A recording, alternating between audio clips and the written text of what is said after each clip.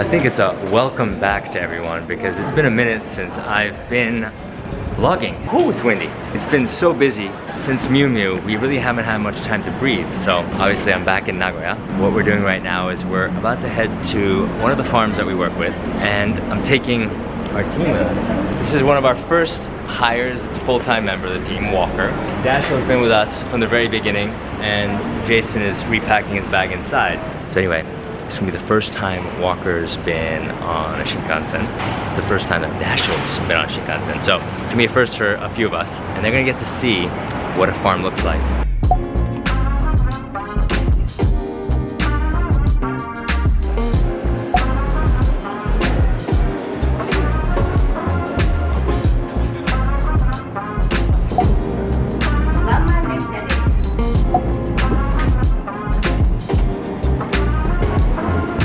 It took us about an hour to get here, and another 45-minute drive from the station, and we're heading to the field right now. Obviously right now is not the ideal time to be here, but because I've spent so much time here, I haven't really had a lot of chance to come visit. So right now we're gonna go film some content and take some pictures, because we've been using the same content since 2022, and since then we've actually changed where we source everything from. Looked at different regions, different areas. It's made it so that we're able to work a little bit closer with our supply chain, or actually a lot closer than when we first started. So the one thing that we've realized just in life, and actually we've seen it in other things that we've been involved in, is just showing up is literally 90% of it. Even though the places that we show up to are super remote, you know, going to Thailand for just a single meeting, or jumping on a 3-hour train just to go say hello to some friends and, you know, speak to the farmers that we work with, it just means a lot. So if you're thinking about starting something, whatever you're thinking about starting, just make sure you just show up and show your face, because that's so much of it. You're never gonna miss an opportunity because you showed up. It's actually more flipped. So I'll show you in a second what everything looks like out here.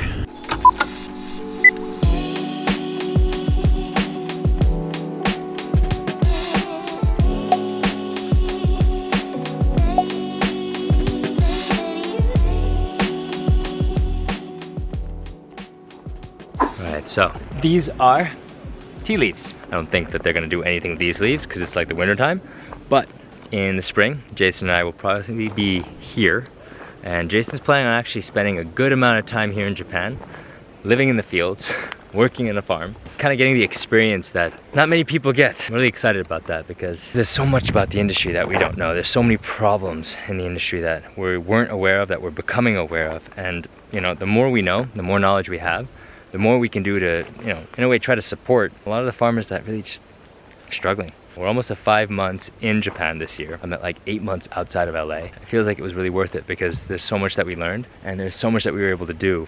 And because of all of that, now we have a better understanding of like what we really need to do to, I guess, be the best stewards of the industry that we can be at a small scale. You know, we can't help everyone. We can't be everywhere. We can't do everything.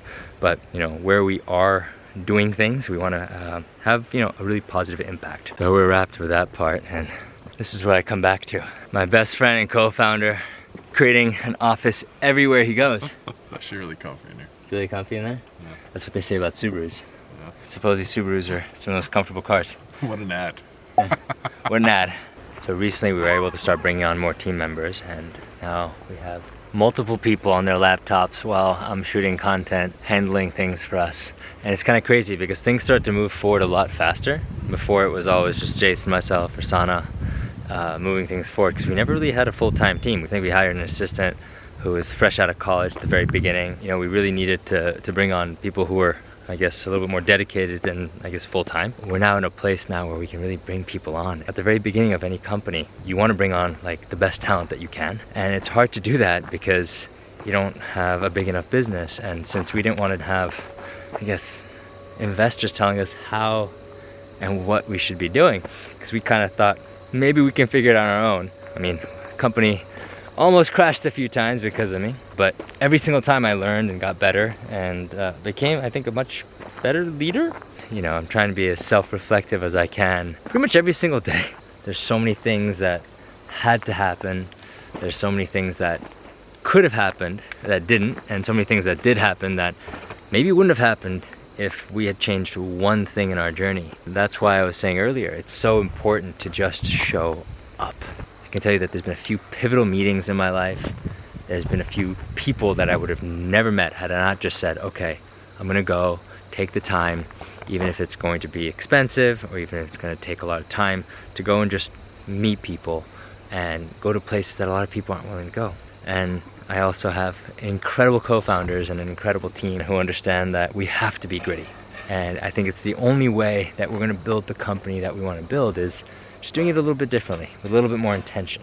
And so now, here we are, building a company that we're so proud of, with people that we admire, surrounded by incredible partners, and just literally living a dream. So, thank you for the support. Now, we're gonna go to dinner.